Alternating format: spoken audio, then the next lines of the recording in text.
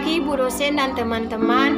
Sebelum saya menjelaskan materi tentang sistem pencernaan dan sistem perkemihan, saya akan memperkenalkan diri saya.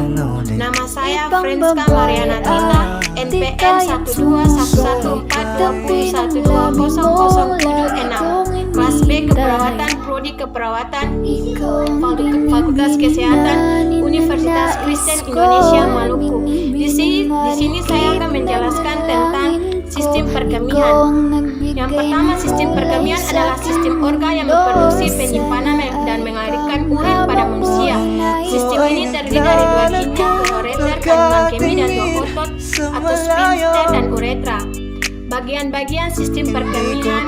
Yang pertama, ginjal atau renal, ureter, vesikel, urinaria atau kandungan kemih, uretra. Ginjal, fungsi ginjal mengeluarkan zat sisa organik. Yang pertama, pengaturan konsentrasi ion. Dua, pengaturan reproduksi sel darah merah, pengaturan keseimbangan asam basa, pengaturan ketekanan darah, pengeluaran zat beracun. Manusia sepasang ginjal yang terletak di belakang perut atau abdomen. Ginjal ini terletak di kanan dan kiri tulang belakang, di bawah hati dan limpa di bagian atas atau superior. Ginjal terdapat kelenjar adrenal atau juga disebut kelenjar suprarenal. Ginjal bersifat retroperitoneal yang berarti terletak di belakang peritoneum yang melapisi rongga abdomen. Kedua ginjal terletak di sekitar vertebra T12 hingga L3. Kanan biasanya terletak sedikit di bawah ginjal kiri untuk memberi tempat untuk hati. Sebagian dari bagian atas ginjal terlindung oleh iga ke-11, 12. Kedua ginjal dibungkus oleh dua lapisan lemak yang renal dan lemak parenal yang membantu meredam atau boncengan. Ginjal dilihat dari depan, ginjal dilihat dari belakang atau tulang rusuk dihilangkan. Lapisan ginjal. Lapisan ginjal terbungkus selaput tipis atau kapsula renalis berupa jaringan fibrus berwarna ungu tua. Lapisan ginjal terbagi atas dua lapisan luar atau yaitu lapisan korteks subcutánea corticalis, lapisan dalam yaitu subcutánea medullaris.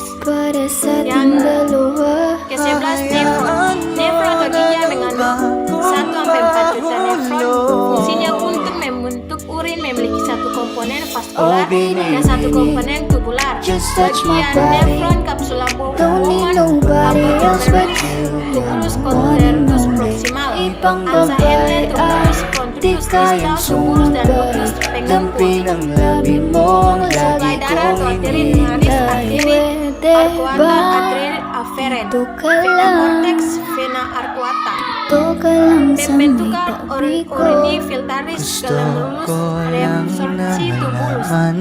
Filtaris glomerulus merupakan perpindahan cairan dan zat terlarut kapiler dan glomerulus ke dalam kapsul Bowman. Faktor yang membantu: satu, membran kapiles glomerulus lebih permeabel, tek darah glomerulus lebih tinggi. Reabsorpsi tubulus. Reabsorpsi natrium ion fluor, kolukset, fruktusat, asam aminon atau air. Sekresi tubular. Proses aktif yang memindahkan zat keluar darah dalam kapiler tubular melewati sel tubular menuju jaringan tubular untuk keluarkan dalam urin. Ureter terdiri dari dua pipa yang masing-masing bersambung dari ginjal ke kandung kemih. Lapisan di dinding ureter terdiri dari lapisan luar atau jaringan ikat atau fibrosa. Lapisan tengah otot polos. Lapisan dinding ureter terjadi gerakan peristilatik tiap 5 menit sekali yang mendorong urin melalui ureter. Fisika atau urinaria. Sebuah kantung dengan otot yang melus dan berfungsi sebagai penampung air seni yang berubah-ubah jumlahnya karena kandung kemih dapat mengembang dan mengempis. Persemiksis atau desing kandungan kemih atau 250 cc refleks kontraksi dinding kandung kemih. Relaksasi sphincter internus, relaksasi sphincter externus mengosongkan kandungan kemih. Kontraksi kandungan kemih dan relaksasi sphincter atau diantarkan melalui saraf simpatis. Perservans fisikal urinaria diatur trochanterial dan karnial dari sistem saraf otonom. Yang berikut saya akan menjelaskan tentang sistem pencernaan. Yang pertama, apa itu sistem pencernaan? Sistem pencernaan atau sistem terdiri dari organ-organ pencernaan yang dibagi menjadi dua. Kelompok utama yaitu organ-organ dalam saluran pencernaan dan organ pencernaan pelengkap. Saluran pencernaan atau disebut juga dengan saluran adalah saluran yang berpanjang dari mulut hingga ke anus. Saluran ini berfungsi untuk mencerna, memecah dan menyerap zat gizi makanan untuk dikirimkan melalui peredaran darah. Organ-organ pencernaan atau meliputi mulut atau esofagus atau kerongkongan lambung, usus halus, usus besar, rektum, dan anus. Sementara organ-organ pencernaan pelengkap dalam mulut kandung empedu, kelenjar air liur, hati, dan pankreas. Kerja sistem pencernaan manusia dikendalikan oleh sistem saraf perdarahan dan darah beragam hormon. Selain itu, proses pencernaan juga dibantu oleh triliunan bakteri bermanfaat dan usus besar disebut flora atau mikrobiota. Setiap organ sistem pencernaan membantu mengeluarkan makanan dan cairan yang Anda konsumsi. Dalam urutan tertentu, sepanjang berada dalam saluran pencernaan, semua makanan dan cairan diuraikan menjadi bentuk yang sangat kecil. Hasil pencernaan atau berkurang kecil tersebut kemudian serang disalurkan ke seluruh tubuh melalui sistem peredaran darah. Sementara itu, ampas makanan yang tidak lagi mengandung zat gizi akan dikeluarkan dalam bentuk feses. Mengapa sistem pencernaan manusia itu penting?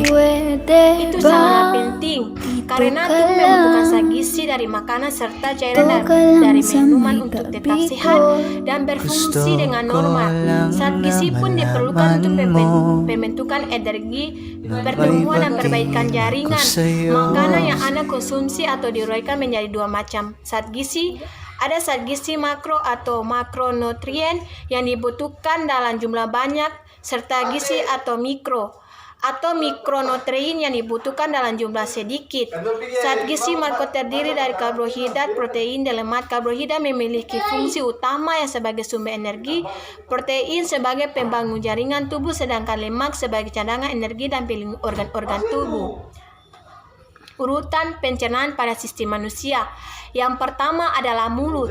Mulut pencernaan dimulai dari mulut, tempat terjadinya pencernaan mekanik, kimiawi, berfungsi untuk mengunyah makanan menjadi lebih halus agar mudah dicerna. Di dalamnya terdapat organ-organ pelengkap yaitu lidah, gigi, dan ginjal.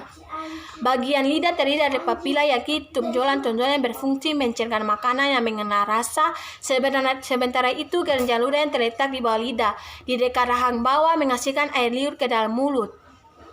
Gerakan lidah mulut mendorong makanan ke belakang tenggorokan. Pada persimpangan antara tenggorokan ke kerongkongan terdapat katu yang bernama epiglotis yang mencegah makanan masuk ke dalam sistem pernapasan. Yang kedua, kerongkongan atau esofagus.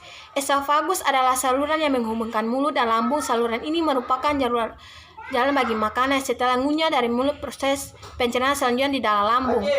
Otot-otot kerongkongan memindahkan makanan dengan gerakan peristilastik. Ini adalah kumpulan kontraksi relaksi otot yang menimbulkan gerakan seperti gelombang sehingga makanan terdorong untuk menuju ke lambung. Yang ketiga, lambung. Lambung adalah berbentuk huruf J yang berukuran sekitar kepala tangan. Lambung terletak di antara esofagus dan usus halus pada bagian atas.